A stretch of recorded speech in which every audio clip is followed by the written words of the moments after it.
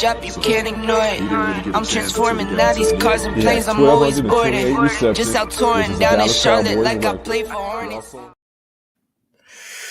Good Tuesday evening. How's everybody doing on this fabulous Tuesday? You have just dropped in on the TFG Sports Media Show. TFG Sports Show, the best 30 minutes of sports talk on social media. I'm your host, Kendrick. I hope everybody is having a great Tuesday, a great start off to your week. And I hope you may be a little bit cooler, no matter wherever you may be. I can tell you in Texas, we got a little bit of a reprieve from this excessive heat. On today, it's still in the 90s, but it feels a little bit cooler. So I'm going to take it when I can, but I'm not going to complain too much because I'll be honest with you, I'd rather deal with the heat than with the cold weather. So again, I hope everybody is having a great start to your week. Again, I'm your host, Kendrick. This is the TFG Sports Show. Best 30 minutes of sports talk on social media. Make sure you come in, hit that like, hit that share, hit that subscribe button to TFG Sports Media on YouTube, and like it here on Facebook. And make sure you comment. Come in and chat a taste with your boy so we can talk about some of the latest happenings in the sports world. So we're going to go ahead and get this train started. So again, I hope everybody's having a great Tuesday evening. We're going to do some quick hits before we get to our hot topics. So a couple of quick hits real quick. We got to talk about Brittany Griner. She had a hearing yesterday in Russia.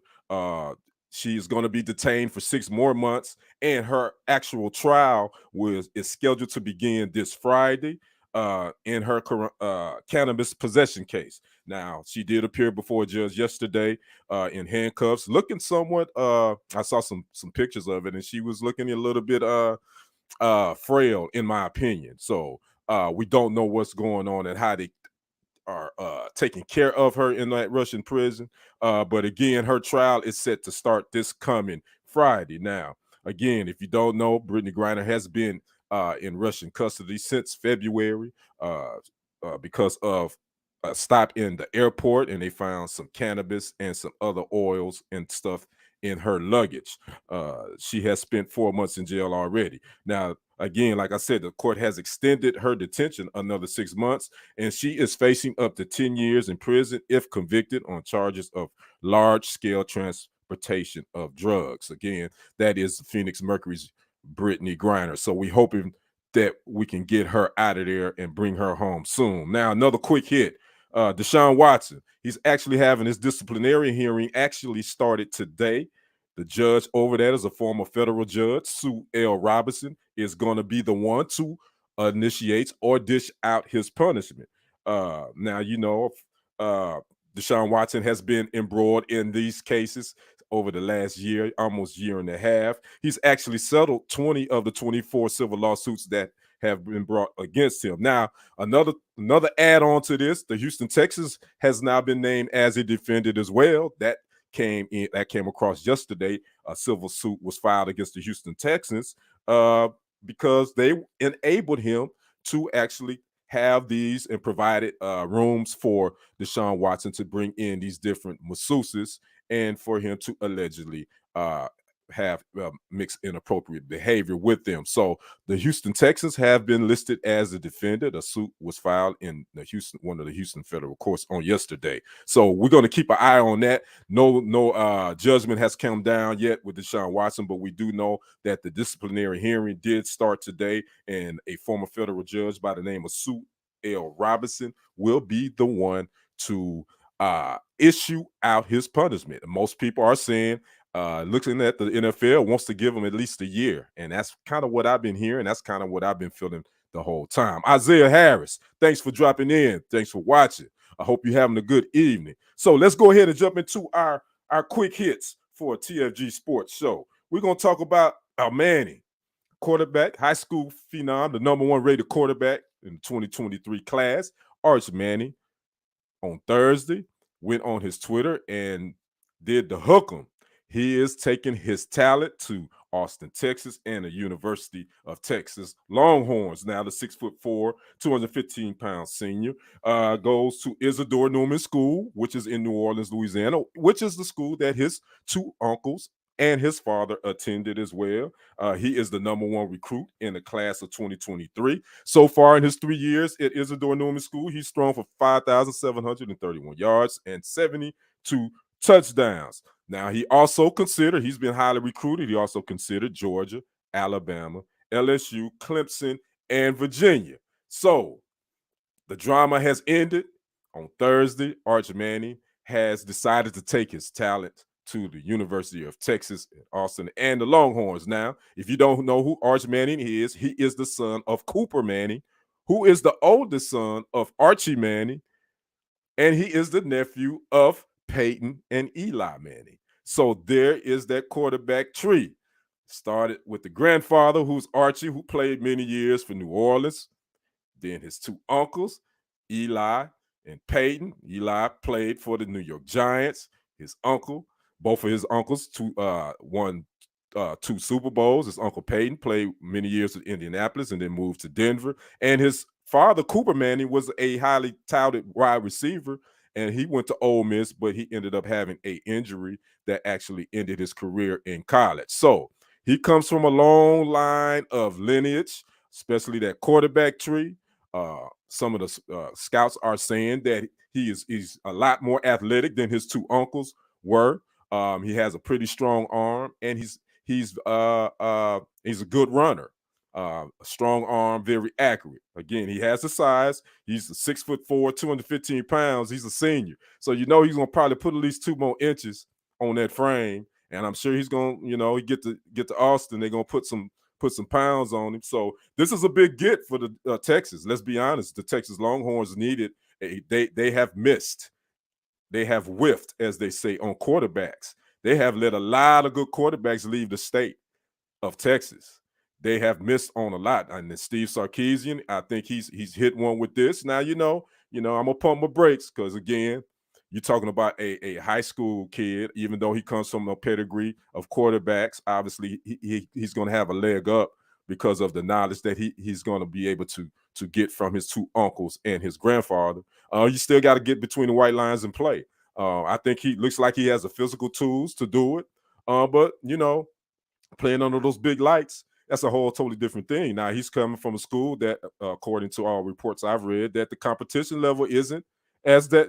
It's okay, but isn't top notch. So we're gonna see where he goes once he get to spring ball with the Texas Longhorns. Again, the Texas Longhorns needed this. They're looking to move to the SEC here in the next 2 years. So they're gonna need a quarterback. Until then, they still need to put themselves back on the map. Steve Sarkisian will be going into, I believe, his 3rd year there. And they also have another quarterback that's transferred in as well, Quinn Ewers, who transferred from Ohio State, who is a Texas kid that played at South Lake Carroll. So Steve Sarkisian he hit a home run with this. I think UT is looking up, but again, we're gonna have to wait and see with these high school kids, especially the quarterback position. The one thing about it, Sarkisian does run a pro style type offense, which is going to definitely be beneficial for Arch Manning and for Quinn Ewers. Because let's be honest, let's not just give this thing to Arch Manning. There's going to be some quarterback competition between himself and Ewers. Again, Arch Manning is a senior, so he has another year of high school. Quinn Ewers will probably be the guy for Texas this season, but we'll wait and see and what happens. So we got the Manning pedigree, the Manning tree is continuing, and it's going to continue in the SEC. Archie Manning, his grandfather, went to Ole Miss, as well as his uncle. Eli went to Ole Miss. His dad went to Ole Miss, and his uncle Peyton went to Tennessee. So they are going to keep the Manning family. The Manning name will stay in the Southeastern Conference.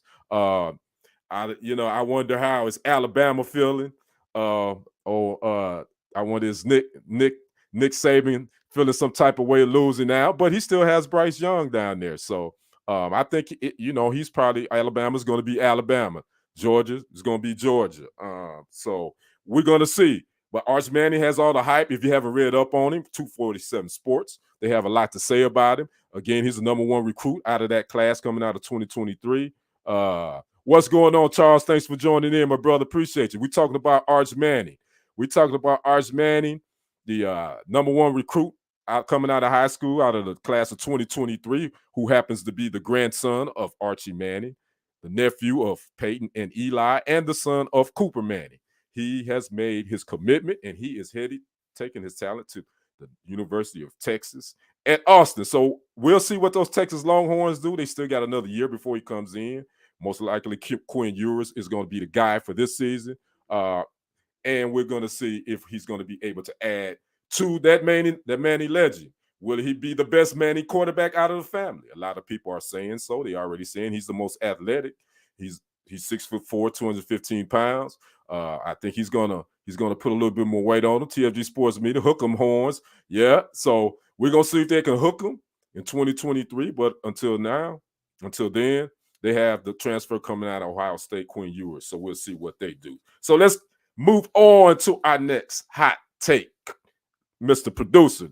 We're going to run through this NBA Draft 2022 recap because, to be honest with you, I pretty much watched the first 10, 11 picks. Charles says Texas needs Jesus at quarterback to stand a chance. Obviously they do, but I think Steve Sarkisian he got one. He got one, and he got Quinn Ewers, the kid, like I said, a transfer from Ohio State already. That's going to be the guy this season. So he's got to make some headway. I definitely think Texas has dropped the ball on quarterbacks, as I said previously. They've dropped the ball on getting blue chip quarterbacks. They've let a lot of quarterbacks leave the state of Texas that they could have had, and they dropped the ball on that. So we're going to see what those Longhorns do. NBA Draft 2020 recap. We're just going to roll through this. I'll be honest with you. I watched the first 10 picks, and man, Charles, I can't agree with you more. It was probably I was very, after the first 3 picks, I pretty much wasn't even interested. I just kind of wanted to see what was going to happen between Jabari Smith Jr. out of Auburn and Paolo Banchero, who, there was a toss up between which one was going to go. And Paolo Banchero out of Duke ended up going to Orlando. The kid out of Gonzaga that needs to eat, he's about 7 foot, 170 pounds, Chet Holmgren, the forward out of Gonzaga, went to Oklahoma City, number 2, and Jabari Smith Jr. out of Auburn, the forward, went to the Houston Rockets at number 3. After that, it was. I have to be honest with you. I think the NBA draft now is somewhat kind of like it's somewhat kind of like the NFL Pro Bowl, in my opinion. I think just because now a lot of the young talent, most of them are either going to go play in the G League or that league Ignite, or they're going overseas for a few years and then they coming back. I just think the NBA draft. I didn't know half these guys. I'll be honest with you. And I watched college. I really normally don't watch until the conference starts, like after January. But I'll be honest with you. Most of the top 10 picks, I mean, the only one I was familiar with was the first 3, was Paolo Banchero, Chet Holmgren, and Jabari Smith Jr. Sacramento took Keegan Murray, a forward out of Iowa at number 4. Detroit took Jaden Ivey, a guard out of Purdue at number 5. Indiana took Benedict Mathurin, a forward out of Arizona, at number 6, who's already said that he want that smoke from LeBron. He's not gonna say LeBron is better than him until he play against him. So that's the kid out of Arizona that's going to the Pacers. Number 7, the Portland Trailblazers took Shaden Sharp, the guard out of Kentucky. The Pelicans at number 8 took Dyson Daniels, a guard out of from League Ignite. Again, that's that league where kids would go straight from high school and play in that league. San Antonio at number 9 took Jeremy Sokin, a forward out of Baylor. And the number 10 pick, the Washington Wizards, took Johnny Davis, guard out of Wisconsin. Again, this draft was, it wasn't nothing exciting about it. Nothing at all. I just want to kind of focus on the Texas teams. The Houston Rockets at 17 took Tari Eason, small forward out of LSU. And San Antonio took Malachi Branham, a shooting guard out of Ohio State. and Blake Wesley, a shooting guard out of Notre Dame. San Antonio's 2 picks at 20 and 25. And then at round 2, San Antonio at 38 took Kennedy Chandler, a point guard out of Tennessee. So that's it. I think the only 3 names you probably need to remember: Paolo Banchero, Chet Holmgren, and Jabari Smith Jr. I'm not really that sold on Chet Holmgren out of Gonzaga. I thought he should have stayed another year, but hey, to each his own. Pippen and Shaq, yeah. Thanks, Charles. That was the biggest to me. Yeah, I did a story on that. Yeah, Pippen and Shaq's son signed with the Lakers for their summer league teams. Scottie Pippen Jr., who played at Vanderbilt, was one of the top guards in the country, and Sharif O'Neal, Shaq's son, who played at UCLA, started at UCLA, had some heart issues, had to have surgery, had an injury, sat out. He transferred to LSU, had some injuries there, and he ended up leaving after his junior year. They both signed to play on the Los Angeles Lakers summer league team, and that's really probably must have been the excitement. The Knicks had a trade. They moved Kemba Walker, I believe, to Detroit with some other picks. Some other NBA notes real quick. Russell Westbrook is according to reports, is going to opt in. He's going to sign his contract to opt in to his $47 million that he's owed next season tomorrow. He's going to do that. And also John Wall out of Houston has he and the Rockets reached a settlement agreement, and reports are saying that Wall is going probably to sign with the LA Clippers. So those are a couple of NBA notes. Shaq, again, Charles says Shaq's son should have said, Shaq did not want his son to leave. He probably should have stayed. But I mean, he's a 22-year-old kid. His journey is different than his dad's. I know his dad has a little bit more insight. But his dad was the number 1 pick, and he was going to be the number 1 pick regardless. I think as a father, I probably would. You want to give your kid the best advice that you can give him. He probably should have stayed another year, but when a lot of times when your kids set their side on something, set their mind on something, you can tell them everything in the world. Eventually, they're gonna have to figure it out. He's gonna probably have to bump his head. So will Sharif make that team? Yes, that's right. Thanks, Charles. Kyrie, he opted in too. That's the other one. And, the speculation that he probably wasn't going to opt in. Kyrie Irving did opt in with the new Brooklyn Nets, and he's going to make, I believe, $37.5 million next season as well. So yeah, Kyrie Irving opted in, and he's staying with the Nets. But he could be traded. He opted in to get that money. Jesse says, do y'all think John Wall would be the starting point guard for the Clippers?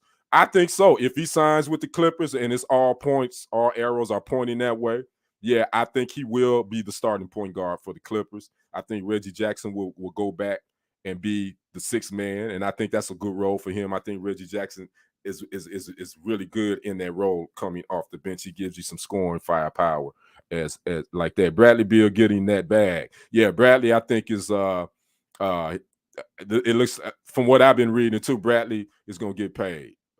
And I think Bradley's a solid guy. I think he's another one that can't, he's had a couple of injuries, but I think he's definitely a solid player. He's definitely a star. I wouldn't say he's an all-star, but he's definitely a star. So anyway, that's been our NBA draft. Well, more so NBA notes, because again, the NBA draft was pretty much a yarner. Yeah. So I hope all the teams, we're gonna see what they do. Oh, another NBA note real quick. Looks like I was just reading before I came on. The Knicks are giving Jalen Brunson, the guard for Mavericks, the hard court press. The hard court press. From what I've been reading, the Knicks really want to get Jalen Brunson. What are the Mavericks gonna do? I think Jalen Brunson was a key to their roster. He's a key point to their offense as far as the Mavericks are concerned. But I ain't gonna never tell nobody to go get that bread, because you only get one or two big contracts in your athletic career, no matter what sport it is. So I'm gonna tell Jalen Brunson, go get that bread. Even though the Knicks aren't going anywhere, go get that bread. Charles says, yes, Sharif would make the team because the Lakers are horrible. Yeah, they are horrible. But they still professionals. that still ain't guarantee him a spot. You know what I'm saying? I mean, my thing is if Sharif was really solid, he would have been drafted. He probably wouldn't have been and then I'm not saying undrafted free agents. I'm not saying he's not talented. I just think he probably could have used a little bit more work as far as what the Lakers gonna do. He may make the team. We'll see. But the thing about playing in the summer league is that gives the other teams you're not auditioning. You're not only auditioning for that particular team you're playing for, you're auditioning for those other teams. So another team may see something. It's like, okay, Sharif got okay. I think will fit right in our system. Or Scottie Pippen Jr. Oh yeah, the Lakers might not fit with them, but he may fit with Orlando or with Phoenix or Chicago or whatever. So that's the one good thing about you got to get that exposure. You got to play, and if it doesn't work out with that team, maybe another team you'll be able to latch on with. So that's our NBA draft 2022 recap. Let's move on to our next bullet point, Mr. Producer, Sha'Carri Richardson. Sha'Carri. I really want to root for you. I'm really rooting for this young lady, but man, it really makes it hard to root. It really makes it hard to root for these young athletes, man, when they come at the wrong people and they be coming at the people that has nothing to do with their performance. Brunson deserves the max. I agree, Charles. Jesse J. Speaking of which, Jesse J. Thanks for dropping in. He barely 6 foot tall. That's crazy. You talking about Jalen Brunson? Yeah, he was only good because all the pressure was on Luka. He's not a real go-to guy in my opinion. No, he's not a real he's not a go-to guy, but he's a point guard that can run your offense and he can give you 15 and 8 assists on a daily basis. He can give you 15 and 8. He don't have to be the guy in Dallas because we already know it's Luka. But he's a good complementary player. That's all I'm saying. But again, I would tell any player, go get that bag. If that team that you with, if they're not willing to give you that money and you produce, I mean, Jalen Brunson, he was solid. You can't deny he was a solid part of that team and their success. But if the Mavericks feel like we can get someone at a cheaper price and replace him, I get that too. It's all business. But at the end of the day, I'm all for the player, man. Go get that bag, man. Jesse J says she needs to learn how to take an L. Shaking my head. Thank you, Jesse. Again, if you don't know, Sha'Carri Richardson, Dallas's own, she failed to qualify for the worlds in the women's 100 meter and the women's 200 meters. She ran a 22.47 in the 200 meters semifinal on Sunday, and that was the 10th fastest of the 16 competitors. Then on Thursday, she failed to advance out of the preliminary heat in the women's 100 meters, and she ran 11.31, and that was the 9th slowest in the field of 31 competitors. Now, she did have some success early in the month. She did win a 100 meter in Florida, I believe. I think she ran like a 10.79 or something like that. And she had been running pretty decent of late. But then the thing with this is she came off the track after taking this L, and she stopped and basically threw shade at the media for not knowing what they're talking about, not knowing how to ask questions to athletes. They should learn how to take athletes' feelings into consideration, yada, yada, yada. And then said that all it, you be writing articles in this and all you basically making $1 for the articles you write, yada, yada, yada. Then she storms off like a little kid that's had a tantrum. I don't know, like again, I don't want to bash this young sister, but at this point, somebody in her corner ain't doing their job. I don't know who's her publicist. I don't know who's her trainer. I don't know who's her manager, but they need to stop letting her get in front of a microphone. Obviously, you can't stop her social media presence because that's her own, but they need to stop her from getting in front of a microphone because she wants to blame the media for her lackluster performances. We didn't have anything to do with you performing at your level. But then you brought a lot of the business on yourself. Now, the thing is, when you're successful, you ain't got a problem with jumping in front of the camera. When you've had success, you don't have a problem running to a microphone and speaking in or saying I'm the one. You didn't have no issue with the media then. So I just again I want to see this young sister succeed. She's 22. I get it, but at this point, you can't keep blaming some of the immaturity on age. it's been a lot of young athletes that's came into track and field and tennis and whatever, but they haven't been this immature. I haven't seen this in going at the media and blaming the media for your lackluster performances. So again, Sha'Carri Richardson, she's not going to be running at the Worlds, which happens next month in Eugene, Oregon. She did proclaim that she was going to be world champion last year, so obviously she has to eat. She has to eat that one because she won't even compete in the Worlds. So I want to know what you guys think about Sha'Carri. Is she going to get over this this little hump? I don't know if it's a little hump. Is she going to get through this speed bump? Is she going to be one of the top sprinters in the world? Or have we already seen the best of Sha'Carri at the age of 22? I'd like to know what you guys think about that. All right, excuse me, guys. Let me take a drink. Coffee. All right, Mr. Producer, we're going to move to our last topic real quick. Adam Pac-Man Jones. This is a great story. Adam Pac-Man Jones, former Cincinnati Bengals, former Dallas Cowboy, went to West Virginia, where he adopted two of his former teammates' sons, Chris Jones. Not Chris Jones. What is this? Is Chris Jones? I believe it's Chris Jones. I think I forgot his last name. But he adopted Jesse J says she's all talk like Adrian Broner. I hear you. Charles Moore says all they can do is advise. She has to be willing to take the advice. I totally agree with that, Charles. And obviously she's not willing to take the advice. Again, people keep talking about she's 22 years old, and I get that, but eventually you have to grow up. So again, Sha'Carri, wishing for the best, but you gotta figure it out. Now, Adam Pac-Man Jones, he adopted two of his former teammates' sons, Chris Henry. Now, Chris Jr., son of Chris Henry, is a 6'3" freshman wide receiver who's a big-time prospect out of the Ohio area. Again, Adam Pac-Man Jones decided to adopt his teammates' two sons. Now, if you wonder why, Chris Henry, who was Adam Pac-Man Jones' college teammate at West Virginia and professional teammate at Cincinnati, he died in a accident back in 2009. He fell out the back of a truck due to a domestic violence situation.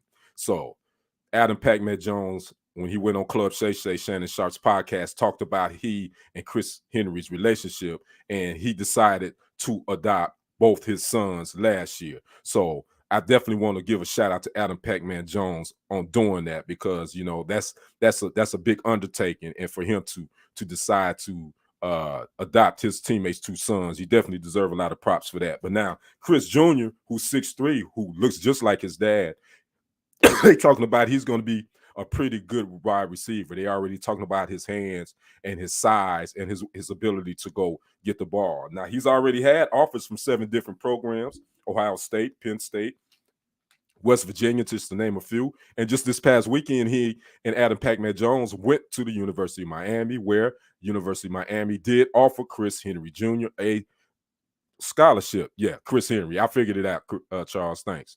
So, excuse me, I don't know why I'm coughing.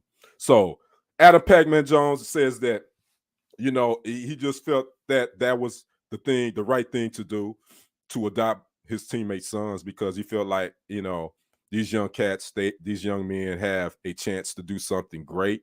And he just said, I want to be able to be there for him. And he said, I know my guy Chris Henry is looking down and smiling down upon them as well as me, because I knew this is something that he would want me to do. He said, I am forever grateful. I'm just paraphrasing what Adam Pac-Man Jones was saying. I'm forever grateful to be able to lend a hand in helping raise these two fantastic young men. Everybody, you can say what you want about Pac-Man Jones. He's had his issues, he's had his run-ins and whatever. But, my thing is, let's show when these athletes do something right too. We quick to show the negative and always portray the negative in that light. Let's report on when they're doing something right. And again, those pictures I saw with Chris Henry Jr. let me know that Adam Pac-Man Jones is doing something right, and he is taking care of those young men, and he's brought them into his home because he has his 4 other children, and he's brought them into his home. Charles, rest in peace, Chris Henry, number 15, aka Slim. Exactly. So shout out to Pac-Man Jones, Chris Henry Jr. We're going to be keeping your eye on him. He's one of the top recruits coming out of the class of 2026. You guys keep your eye out on Chris Henry Jr. So we're now to my final thoughts real quick. I got to do this. We got to pay homage. We got to pay homage to a trailblazer. We lost the trailblazer on yesterday by the name of Marlon Briscoe. If you're not familiar who Marlon Briscoe was, he was the AFL's first black starting quarterback in the league. He was drafted by the Denver Broncos in the 14th round in 1968 out of University of Omaha. The story was told that when he was drafted, he told the Broncos that he wasn't coming in but to play nothing but the position of quarterback. And he eventually became the starting quarterback, the first black starting quarterback ever in the AFL. Now, he made 5 starts for the Broncos, passing for 1,589 yards, 14 touchdowns, and he ran for 308 yards on the ground and rushed for 3 touchdowns. Now, he would eventually move to wide receiver.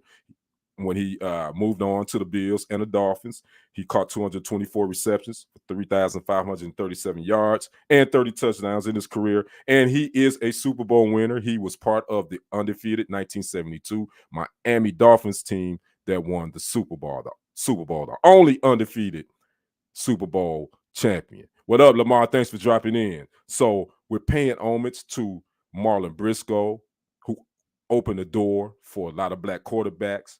Joe Gilliam, James Harris, Warren Moon, Doug Williams, Vince Evans, Randall Cunningham, Donovan McNabb, Michael Vick, Steve McNair, Cordell Stewart, Colin Kaepernick. You say what you want. The list goes on and on and on and on. If it wasn't for Marlon Briscoe, and then I'm going to go before him, it was a guy named Willie Trotter that actually played quarterback for the Bears. We're talking about the 40s. So definitely got to give a shout out and salute, much respect to the late, great Marlon Briscoe, who died yesterday at the age of 76 from pneumonia in a California hospital, who was the first black quarterback to ever start in the AFL.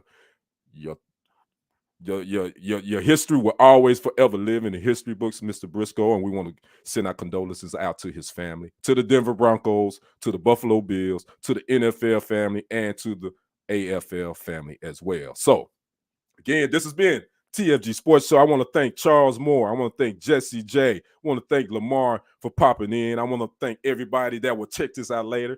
Please check this out later. Make sure you share, like, subscribe to the channel, TFG Sports Media on YouTube, and like TFG Sports Media on Facebook. You can catch us here. You can catch me here, your sports talk show guy, Kendrick. You can catch me here every Tuesday at 6:30 p.m. And make sure you check out the stories that I post on TFG Sports Media on YouTube.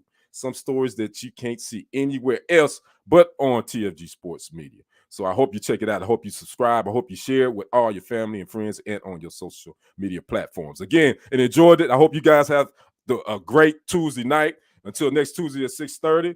Again, I'm out. Take care. We'll see you on the other side. I'm out. Peace. That money clip us now, the new now looks like, whoa.